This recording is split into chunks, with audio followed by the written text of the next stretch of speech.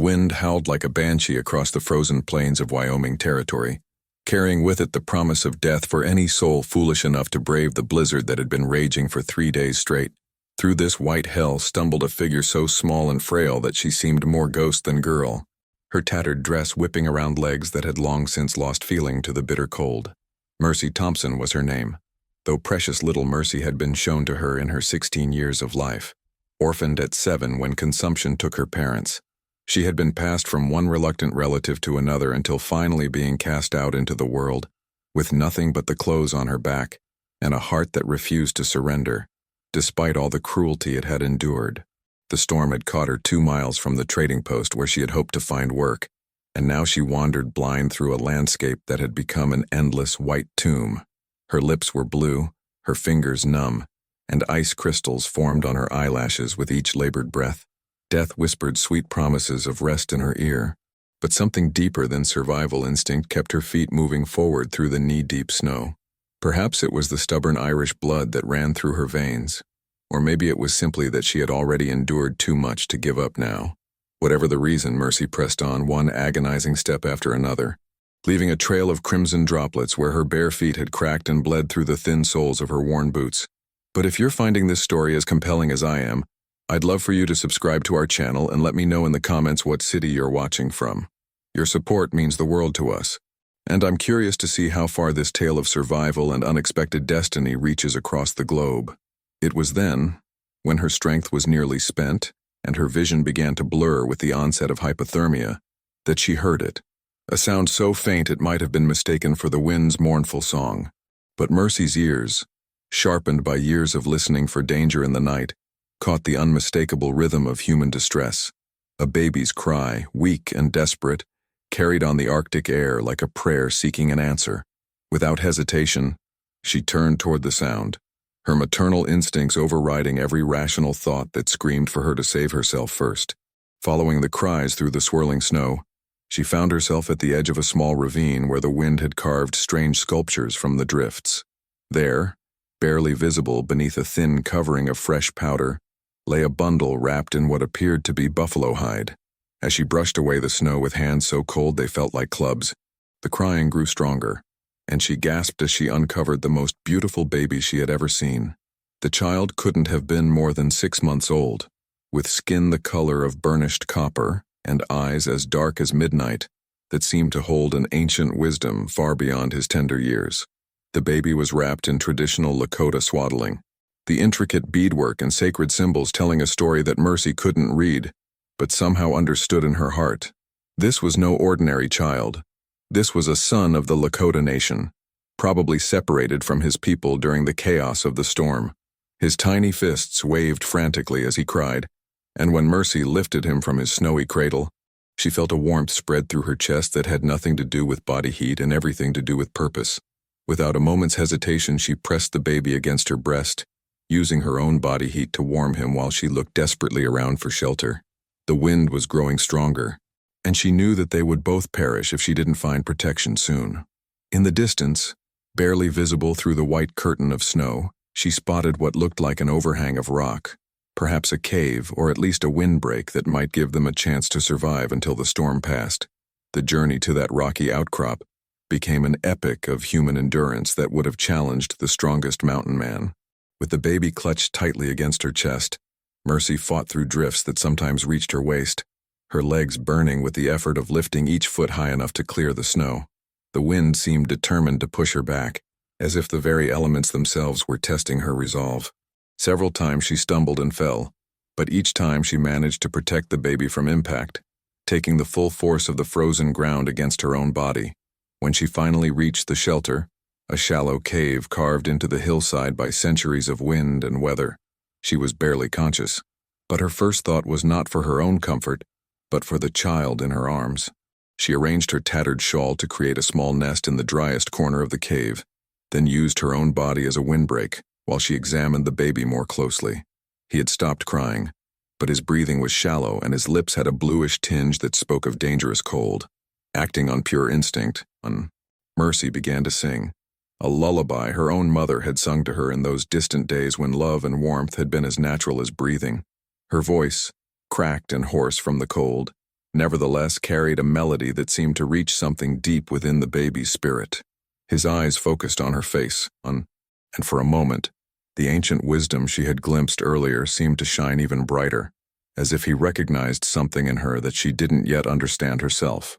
As the night wore on and the storm continued to rage outside their meager shelter, Mercy kept the baby warm through sheer force of will and the heat of her own body. She told him stories of the green hills of Ireland that her grandmother had described, of brave knights and fair maidens, of magic and wonder in a world that seemed to have forgotten both. The baby listened with an intensity that was almost unsettling, his dark eyes never leaving her face, as if he were memorizing every word, every expression, every nuance of her voice. But while Mercy fought to keep them both alive in their rocky sanctuary, forces were already in motion across the frozen landscape that would change both their destinies forever. Miles away, in a winter camp nestled in a protected valley, the absence of one small life had been discovered, and the reaction was swift and terrible. Chief Standing Bear, the baby's grandfather and one of the most respected war leaders of the Lakota Nation, had sent out search parties the moment the storm began to clear. The child was not just any baby. He was the son of Brave Eagle, a war chief who had died defending their people just months before, and the grandson of a line of leaders that stretched back to the time when the buffalo covered the plains like a brown sea. The searchers moved with the silent efficiency of wolves, reading signs in the snow that would have been invisible to white eyes. They found the place where the baby had been lost, saw the tracks that told the story of his rescue, and followed the trail that led to the cave where Mercy kept her vigil. But they were not alone in their search. Word had spread through the winter camps like wildfire, and by dawn, warriors from 6 different bands had converged on the area, their faces painted for war, their hearts filled with a mixture of hope and rage. As the first pale light of morning began to filter through the mouth of the cave, Mercy stirred from the half-sleep that had been her only rest during the long night. The baby was warm and breathing steadily against her chest, and for a moment she allowed herself to feel a flicker of hope. Perhaps they had survived the worst of it. Perhaps help would come. Perhaps this small miracle would be the beginning of something better in her hard life. But as she looked out at the world beyond their shelter, her blood turned to ice in her veins. The storm had passed, leaving behind a landscape of pristine white that sparkled like diamonds in the morning sun. And silhouetted against that brilliant backdrop, stretching across the ridgeline as far as the eye could see, stood an army of warriors. 600 Lakota braves, their weapons glinting in the early light, their horses stamping and snorting in the cold air, their eyes fixed on the cave where she huddled with their lost child. The sight was both magnificent and terrifying, a display of power and unity that spoke of a people who would move heaven and earth to protect their own. These were not the defeated reservation-bound Indians that the newspapers wrote about. These were the free Lakota, the last of the great horse tribes, and they had come for their child with the full force of their ancient pride and warrior tradition.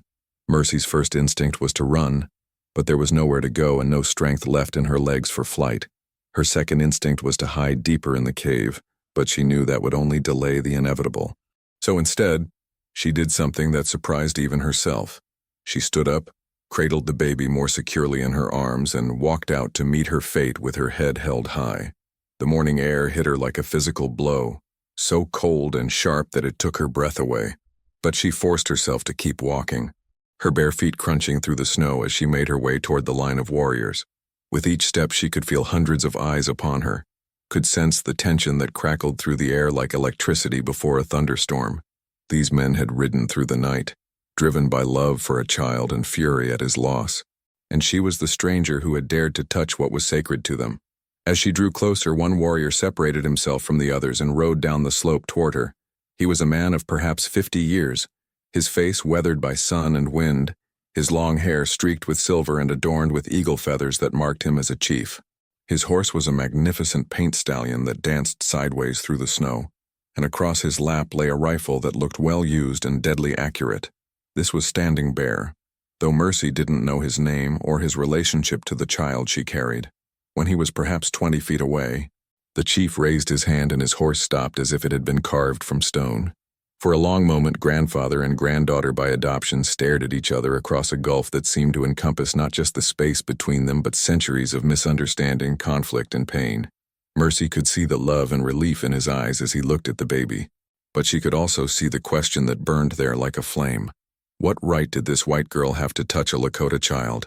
The baby, as if sensing the importance of the moment, chose that instant to wake up. His eyes opened, and he looked around with that same ancient wisdom that had so struck Mercy during the night. When his gaze fell upon Standing Bear, something passed between them, a recognition that transcended words or explanations. The old chief's stern expression softened, and for a moment, Mercy saw not a fearsome warrior, but a grandfather who had feared he would never see his grandson again. But the moment of tenderness was brief. Standing Bear's face hardened again as he looked at Mercy, and when he spoke, his voice carried the authority of generations of leaders. "White girl," he said in heavily accented English, "you hold what is not yours to hold. You have taken a child of the Lakota from his people. This is a thing that cannot be forgiven." Mercy felt her heart hammering against her ribs, but she forced her voice to remain steady as she replied, "I didn't take him, sir. I found him in the snow, crying and near death. I only wanted to save his life." She held the baby a little closer, not in defiance, but in protection, and added, "I would never hurt a child. Never." The chief studied her for a long moment, his dark eyes seeming to look straight through to her soul. Behind him, the line of warriors remained motionless, but Mercy could feel their readiness, could sense that a single word from their leader would unleash a violence that would end her life in seconds. The baby gurgled softly in her arms, and she found herself thinking that if these were to be her last moments, at least she had done one good thing in her short, hard life. "You speak truth," Standing Bear said finally, and Mercy felt some of the tension leave her shoulders. "But truth does not change what is. You are white. He is Lakota. The spirits have brought you together for reasons we do not understand, but that does not make you family. That does not give you the right to claim him as your own." "I'm not claiming him," Mercy said quickly. "I know he belongs with his people. I couldn't leave him to die in the snow. I couldn't walk away from a baby who needed help. I don't care what color his skin is or what tribe he comes from. He's just a child who was cold and scared and alone." Something in her words seemed to strike a chord with the old chief. He dismounted from his horse and walked closer, his movements careful and deliberate. When he was close enough to touch, he reached out and gently stroked the baby's cheek with one weathered finger. The child turned toward the touch and made a small sound of contentment, and Standing Bear's eyes filled with tears that he didn't try to hide. "His name is Little Wolf," the chief said softly. "He is the son of my daughter, White Dove, and my son-in-law, Brave Eagle, who died fighting the Bluecoats 3 moons ago. He is all that remains of a great warrior's line, and he is precious to us beyond measure." He looked up at Mercy, and she was surprised to see not anger in his eyes, but something that might have been respect. "You have given us back our future, white girl. This is a debt that cannot be repaid with horses or gold." Mercy felt tears of her own beginning to fall as she looked down at the baby, at Little Wolf, in her arms. She had known from the moment she found him that this moment would come, that she would have to give him up to his rightful family. But knowing it and living it were two different things, and she found that her heart was breaking in ways she hadn't expected. "I don't want payment," she whispered. "I just wanted him to be safe. I just wanted him to live." Standing Bear nodded slowly, then did something that shocked not only Mercy but every warrior watching from the ridgeline. He reached out and placed his hand on her shoulder, a gesture of respect and acknowledgement that spoke volumes in Lakota culture. "You have shown the heart of a mother," he said. "You have risked your own life to save the life of a child who was not your own. This is the way of the Lakota woman, the way of one who understands that all children are sacred, no matter the color of their skin or the blood that flows in their veins." The old chief paused, seeming to wrestle with some internal decision. When he spoke again, his words carried the weight of prophecy. "The spirits have brought you to us for a reason, white girl. They have shown us that courage and love know no boundaries, that the heart of a true mother beats the same in all women. You have proven yourself worthy of our respect, and more than that, you have proven yourself worthy of our trust." He gestured toward the line of warriors on the ridge, and Mercy gasped as she saw them beginning to move. But instead of charging down to attack, they were dismounting, laying down their weapons and forming a great circle around the cave where she had sheltered through the night. It was a ceremony she didn't understand but could feel the power of, a ritual that seemed to acknowledge something profound and life-changing. "What's happening?" she asked, her voice barely above a whisper.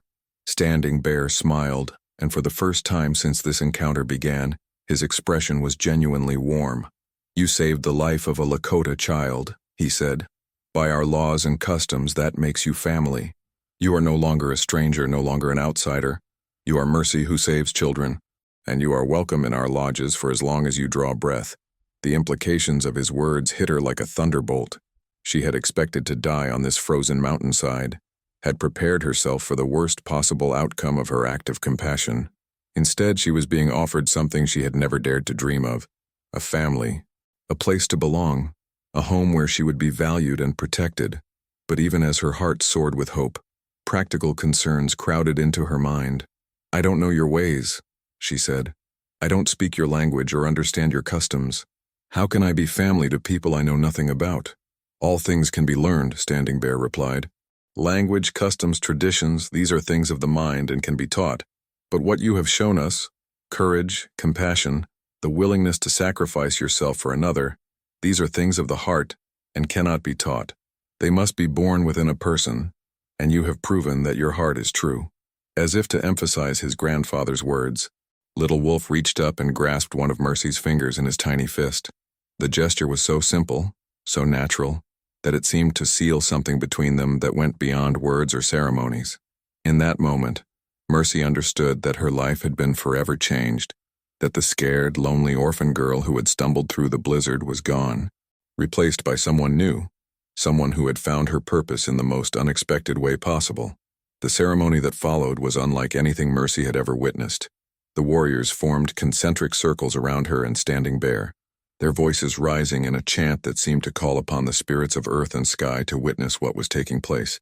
Eagle feathers were placed in her hair, marking her as one who had shown exceptional courage, and a beautiful blanket woven with sacred symbols was draped around her shoulders, replacing her tattered shawl with something worthy of her new status. But the most moving moment came when White Dove, Little Wolf's mother, stepped forward from among the women who had arrived with the warriors.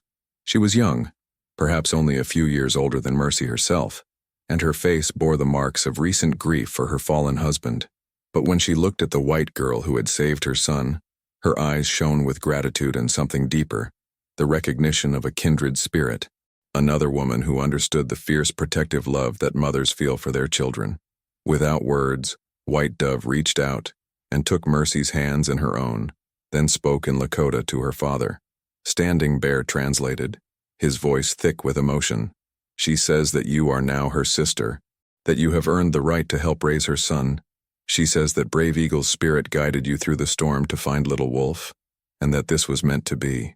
Mercy felt tears streaming down her face as she looked into White Dove's eyes and saw acceptance, love, and the promise of the family she had always longed for. When the young mother gently took Little Wolf from her arms, it was not with the finality of separation, but with the understanding that this was just the beginning of their shared journey.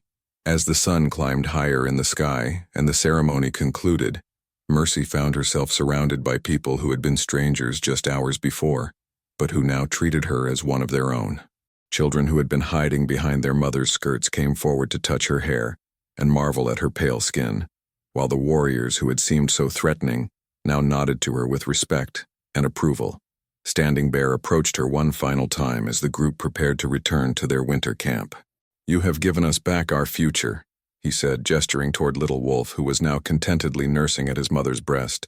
"But more than that, you have shown us that the spirits work in mysterious ways, bringing together people who seem to have nothing in common but who share the most important things of all: love, courage, and the willingness to do what is right even when it is difficult." He paused, looking out over the vast expanse of snow-covered plains that stretched to the horizon. "The world is changing, Mercy, who saves children. The old ways are being challenged, and our people face uncertain times. But you have reminded us that goodness exists in all races, that the human heart knows no boundaries when it comes to protecting the innocent. This is a lesson we will carry with us always." As they began the journey back to the Lakota camp, Mercy riding on a gentle mare beside White Dove and her son, she reflected on the incredible turn her life had taken. Just 24 hours ago, she had been a homeless orphan with no prospects and no hope for the future. Now she was part of a family, a tribe, a people who valued her not for what she could give them, but for who she had proven herself to be. The blizzard that had nearly killed her had instead become the storm that brought her home. The baby's cry that had led her into danger had actually led her to safety, and the act of compassion that she had performed without thought of reward had given her the greatest reward of all, a place where she belonged, people who loved her, and a purpose that would guide her for the rest of her days. As the procession of warriors, women, and children made their way across the frozen landscape toward the warmth and safety of their winter camp, Mercy looked back one last time at the cave where she had spent the longest night of her life. It seemed impossible that so much could have changed in such a short time, that a simple act of human kindness could have such far-reaching consequences.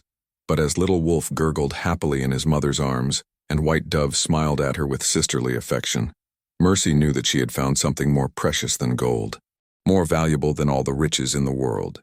She had found her family, her purpose, and her home, and she knew that whatever challenges lay ahead, she would face them not as a lonely orphan but as Mercy who saves children, daughter of the Lakota, protector of the innocent, and living proof that love knows no boundaries when it comes from a heart that is pure and true. The wind that had howled with such fury during the blizzard now sang a gentler song across the plains, carrying with it the promise of spring, of new beginnings, and of a future where a white girl and a Lakota baby would grow up together as brother and sister, their bond forged in the crucible of a winter storm and sealed by the ancient wisdom that recognizes courage and compassion wherever they are found.